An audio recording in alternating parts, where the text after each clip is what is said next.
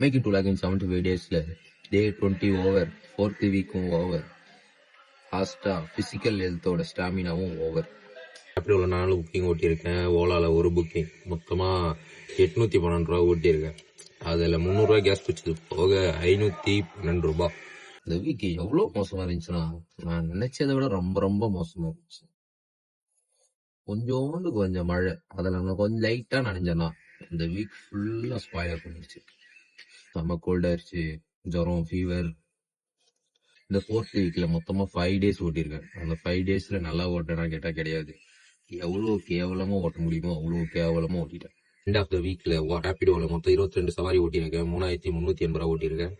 ஓலால 17 சவாரி ஓட்டியிருக்கேன். 2044 ரூபா ஓட்டியிருக்கேன்.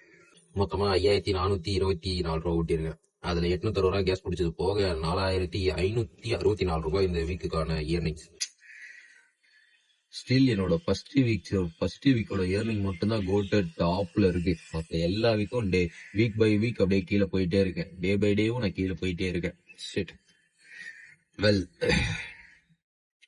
இதான் எவ்வளவு ஓட்டிருக்கேன்னு பார்க்கலாம். டோட்டலா இந்த 4 வாரமும் சேர்த்து எவ்வளவு ஓட்டிருக்கேன்னா 23,989 ரூபாய், அதாவது 24,000 ரூபாய் ஓட்டியிருக்கேன். 5th வீக் இந்த மாதிரி இருக்காதுன்னு நம்புறேன். See you, bye.